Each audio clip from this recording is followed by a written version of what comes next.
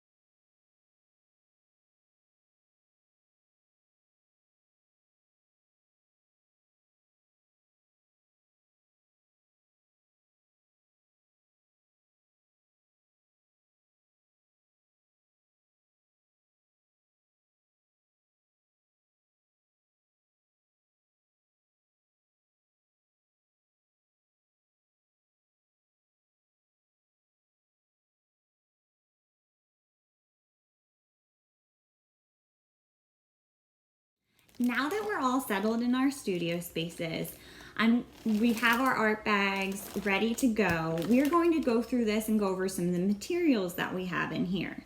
So, if you haven't had art class yet this year, this should be your first time opening and exploring this bag. And I know that might be a little bit hard, but waiting was really important for this. So, you have this little note in here.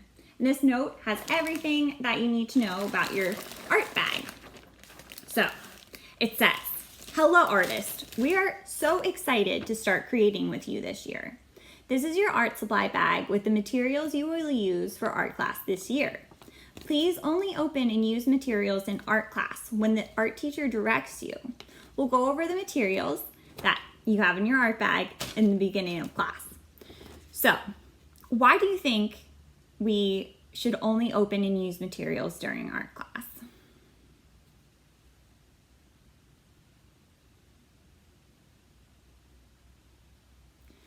The reason for that is because these are all the art materials that we have for the year for your class. We don't want to run out, and we want to be able to make sure that we have enough materials to complete all of our projects. So inside your large bag, you have all these materials that are listed, and we'll go through them. So inside your large bag, we have a piece of 12 by 18 colored matte paper to be used as a placemat. So this is what you're going to put down on your studio space. So you can see I'm putting it on the table to make sure that you don't get whatever material we're using on the surface you're working on. So it should keep everything pretty nice and clean. Then you're going to have 10 gray papers. So these are going to be used as your sketching papers. They're a lot thinner, you can tell, and they're slightly tinted gray.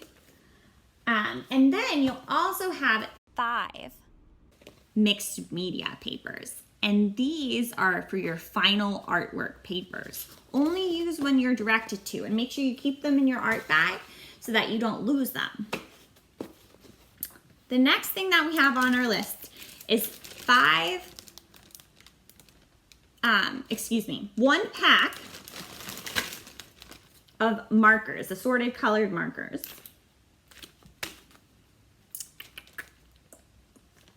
1 pack of crayons.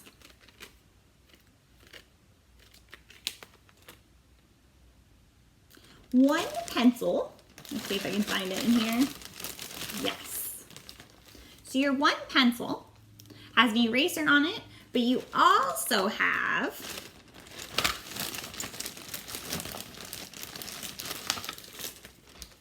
an eraser, an individual eraser. Make sure that you take good care of this. I know it can be tempting to poke holes in your eraser and things like that, but this is yours and you want to make sure that you take good care of it. It doesn't work as well when you have pencil holes poked in it, and it kind of hurts the eraser a little bit, I have to say. Now, to sharpen your pencil, mine has 2, but yours will be just 1 individual pencil sharpener. And we'll go over this when we begin to use our materials, but what you're going to do is go to a trash can. So make sure you're over a trash can, standing over that trash can, and you're going to stick the pencil in one of the holes, the hole that fits. So the smaller hole for this one, and you're going to twist, twist, twist, twisting the pencil and not the sharpener, keeping that sharpener steady, and eventually you'll come out with a pencil that has a point. Now, why do we go over the trash can when we do this? That's right, so we don't get our pencil shaving mess everywhere. I do not want to hear or see or even think about putting your fingers close to here or close to there. We don't want any cuts or bruises in art, okay? So make sure you do not stick your fingers in here, just the pencil. Markers can't be sharpened. Don't use it to sharpen your crayons either. It's not, they have special sharpeners for crayons, and you really don't need to sharpen your crayons, but sharpening your pencil is pretty important. You only have 1 pencil for art class though. So should you sharpen it like 20 times every day? Probably not, because then you won't have a pencil to create with, and that might be a problem. So the next thing we have on our list is a glue stick. Oh, that's a glue bottle. We'll get to that. Is 1 glue stick here. So these glue sticks have a cap on the top, and you're able to pull the cap off. The first time is a little tough, and then you can twist this up when you need it. Should you be using these when we don't need to? No, that's right. So you can twist it up by turning one way, and you can twist it down by turning the other. Should I ever twist my glue all the way up so it goes like this? No, that's right. Because if you try to use it when it's all the way up like this, it'll break in half and then you won't have any glue to use. So make sure when you're using your glue, you only twist it up a little bit. And you always keep track of where this cap is. If you don't have the cap, your glue will dry out. So we'll put that back on, make sure it snaps, put that to the side. And then the next one is our glue bottle. So your glue bottles look a little bit smaller than mine, but they have a twist cap and you'll be able to hear them breathing. You can't hear it now on mine. And when they're really full, you won't be able to. But you only use this on paper. You shouldn't use it on your hands. I know sometimes it's fun to peel it off, but that's not what we're using this glue for. So making sure you're using on your paper that you want to connect to one another in art class. Now, if I leave my glue like this, you can see that it's not closed because there's that little white line in between that cap and the orange piece. You want to make sure you're twisting it closed. You can't twist it anymore. Like you'll feel it so that it's all gone. And you might have this little piece of glue at the top, that's fine. And you'll also see like this little white piece, which means you have it all the way closed. Okay, our next material is a pack of Model Magic. So this Model Magic is going to be used for our clay project. It's in a baggie so that it should stay in this baggie until we are ready to use it. Okay, so we have our Model Magic that's staying in the bag. And the last material we have is a pack of watercolors. These watercolors have 1, 2, 3, 4, 5, 6, 7, 8 different colors. And they also come with a little paintbrush. Whoops. So it has a place to store your paintbrush in these watercolors, and we'll go over some of the proper ways to use watercolors when we tackle that in our projects. But I just wanted to go through the materials to show you what you have in your art kit and to make sure that we do have everything. If you don't, contact your art teacher, have your parents contact your art teacher, or you can do it yourself through Seesaw. Some other materials that might be super helpful are a small pair of scissors. I have mine over here. A water cup for painting. I don't have mine available right now, but any kind of cup can work. And the watercolors, I would say ask your parents for a cup that you can use. But any cup should work. And also, paper towels for possible spills is super helpful to have on hand. And an apron or a smock or an old t-shirt that you have to protect your clothes when we're getting ready for art. I have mine right on the back of the chair here, so it's easy to get to. And I can slip it right on. Before we start cleaning up, I'm going to show you how to access and post a photo on Seesaw.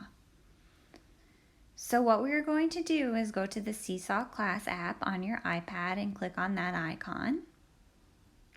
From that icon, we are going to go to our activities.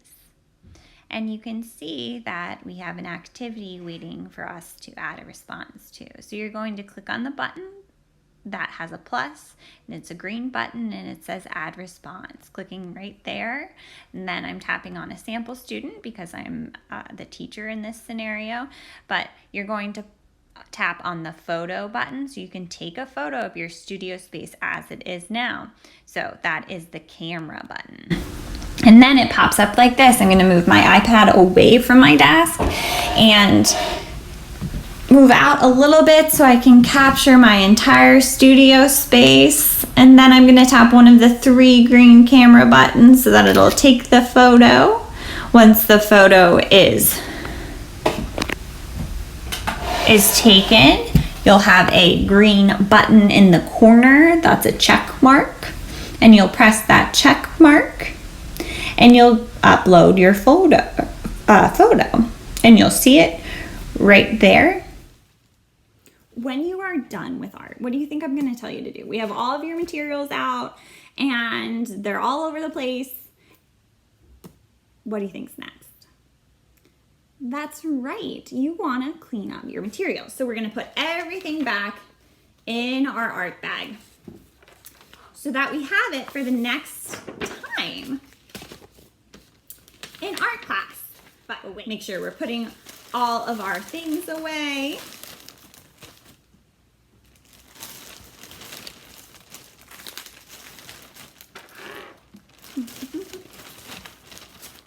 In our bag here. Making sure the glue cap's on. We have our watercolors in here. Oh, that doesn't go in there. Let's see. So making sure we're always cleaning up our art space and putting it back how we found it. And then you're gonna take your materials once they're all cleaned up and you're gonna put them in a super safe space. It's a good thing to talk about with your parents, like somewhere where you can store them in your home that you can get to and you'll always have access to, but that you won't be tempted to use when you're not doing art class. Now, if we're in school, we'll have to carry this bag to and from art class and we'll figure that out and I'll let you know when I know what we'll do with that.